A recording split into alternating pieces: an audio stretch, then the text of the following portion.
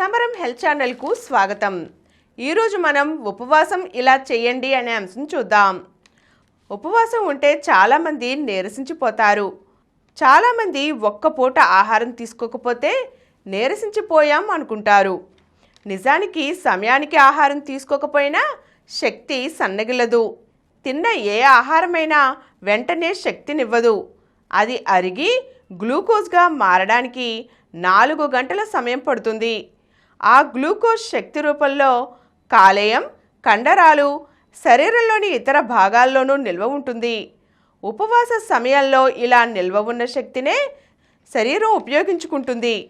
కాబట్టి ఒక్క పూట ఆహారం మానేసినంత మాత్రాన శక్తి సన్నగిల్లిపోతుందనే భయం అవసరం లేదు. ఉపవాస సమయంలో ఛాతీలో మంట, మలబద్ధకం, తలనొప్పి వంటి సమస్యలు తలెత్తవచ్చు.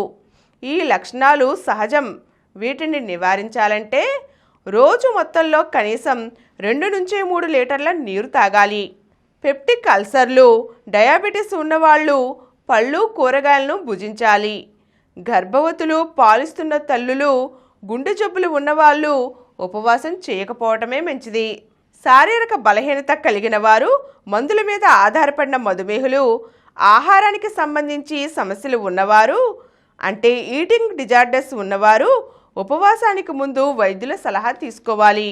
ఉపవాస సమయంలో ఎక్కువ నూనె, నెయ్యిలతో తయారు చేసిన ఆహారాలను భుజించరాదు. తీపి వంటకాలకు దూరంగా ఉండాలి. ఈరోజు మనం ఉపవాసం ఎలా చేయాలో తెలుసుకున్నాం కదండి. మరో చక్కని అంశంతో మళ్ళీ కలుద్దాం.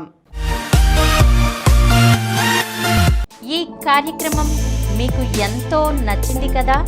ఇటువంటి మరిన్ని వీడియోల కోసం అనతి కాలంలోనే 20 కోట్లకు పైగా వ్యూస్ సాధించిన సమరం ఛానల్ సమర్పించు సమరం హెల్త్ ఛానల్కు సబ్స్క్రైబ్ చేయండి, లైక్ చేయండి, మీ ఫ్రెండ్స్కి షేర్ చేయండి.